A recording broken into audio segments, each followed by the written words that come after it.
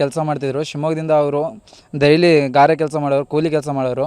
ಅವ್ರು ಶಿವಮೊಗ್ಗದಿಂದ ಇವತ್ತು ನಿನ್ನೆ ನೈಟ್ ಭಾನುವಾರ ಅಂತ ರಜೆ ಇರೋ ಕಾರಣದಿಂದ ಅವ್ರು ಊರಿಗೆ ಬರ್ತಿದ್ರು. ಅವ್ರು ಊರಿಗೆ ಬರುವಾಗ ಅಪ್ಪಲ್ಲಿ ಜಂಕ್ಷನ್ ಅಪ್ಪು ಮುಂದ್ಗಡೆ ಅಲ್ಲಿ ಅಪ್ಪಲ್ಲಿ ಅವರು ಲಾರಿ ಅಪ್ಪಲ್ಲಿ ಅವರು ಬಂದಿರೋ ಇದಕ್ಕೆ ಇಬ್ಬರು ಅವ್ರು ಸ್ಪಾಟ್ ಔಟ್ ಆಗಿದ್ದಾರೆ. ಅವ್ರಿಗೆ ಏನಾರು ನ್ಯಾಯ ಕೊಡಬೇಕು. ನಾವೆಲ್ಲ ಕೂಲಿ ಮಾಡಿ ತಿನ್ನೋರು. ನಮ್ಮೂರು ಹರುನಹಳ್ಳಿಯಿಂದ ರಂಗನಹಳ್ಳಿ, ಅಲ್ಲಿಂದ 8 ಕಿಲೋಮೀಟ್ರ್ ಒಳಗೆ ಹರುನಹಳ್ಳಿ ಗೌಳಿಗೆರೆ ಕ್ಯಾಂಪು. ಅದು ಅವರಿಗೆ ನಾವೆಲ್ಲರೂ ಕೂಲಿ ಮಾಡಿ ಊಟ ಮಾಡೋರು. ಅವ್ರಿಗೆ ಏನಾರ ನ್ಯಾಯ ಸಿಗಬೇಕು. ಪೊಲೀಸಿಂದ ನಮಗೆ ಸರ್ಕಾರದಿಂದ ಏನಾರ ನ್ಯಾಯ ಕೊಡಿಸ್ಬೇಕು.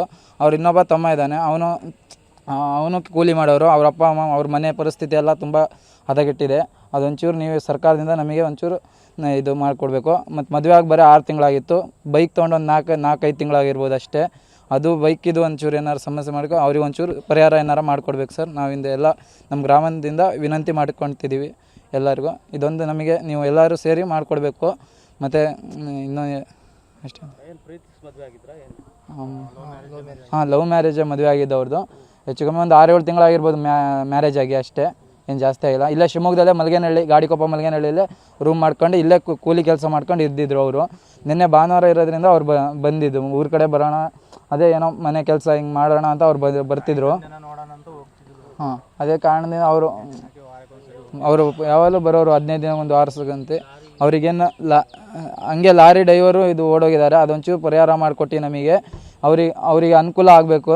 ನೋಡಪ್ಪ, ಈಗ ಅವ್ರು ಮಾಡದೇ ಇರೋ ತಪ್ಪಿಗೆ ಅವ್ರು ಬಲಿಯಾಗಿದ್ದಾರೆ. ಯಾರೋ ಬಂದು ಮನೆಗೆ ಹೋಗ್ತಾ ಇದ್ರು ಪಾಪ, ಅಂದರೆ ಅವ್ರು ಮಾಡದೇ ಇರೋ ತಪ್ಪಿಗೆ ಬಲಿ ಆಗ್ತಿದ್ದಾರೆ. ಅದಕ್ಕೇನು ಹೇಳ್ತಾರೆ ಅಂದರೆ ಅನ್ಯಾಯ ಆಗಿದೆ ಅವ್ರಿಗೆ ಅಂತ. ಅದೇ ನಿಮಗೆ ಸರ್ಕಾರದಿಂದ ಪೊಲೀಸಿಂದ ಎಲ್ಲ ಕಡೆ ನಮಗೂ ಅನುಕೂಲ ಆಗಬೇಕು. ಅವ್ರಿಗೆ ಪರಿಹಾರ ಸಿಗಬೇಕು ಅಂತ ನಾವು ಕೇಳ್ಕೊತಿದ್ದೀವಿ ಇಷ್ಟೇ. ನಮ್ಮ ಹೆಸರು ಈಶ್ವರ್ ಅಂತ.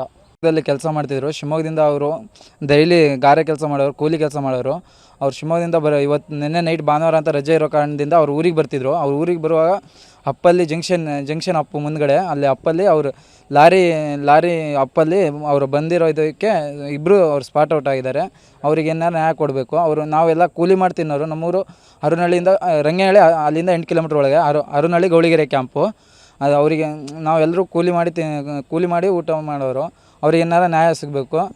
ಪೊಲೀಸಿಂದ ನಮಗೆ ಸರ್ಕಾರದಿಂದ ಏನಾರ ನ್ಯಾಯ ಕೊಡಿಸ್ಬೇಕು. ಅವ್ರು ಇನ್ನೊಬ್ಬ ತಮ್ಮ ಇದ್ದಾನೆ, ಅವನು ಕೂಲಿ ಮಾಡೋರು. ಅವ್ರ ಅಪ್ಪ ಅಮ್ಮ ಅವ್ರ ಮನೆ ಪರಿಸ್ಥಿತಿ ಎಲ್ಲ ತುಂಬ ಹದಗೆಟ್ಟಿದೆ. ಅದೊಂಚೂರು ನೀವು ಸರ್ಕಾರದಿಂದ ನಮಗೆ ಒಂಚೂರು ಇದು ಮಾಡಿಕೊಡ್ಬೇಕು. ಮತ್ತು ಮದುವೆ ಆಗಿ ಬರೀ 6 ತಿಂಗಳಾಗಿತ್ತು. ಬೈಕ್ ತೊಗೊಂಡು ಒಂದು 4-5 ತಿಂಗಳಾಗಿರ್ಬೋದು ಅಷ್ಟೇ.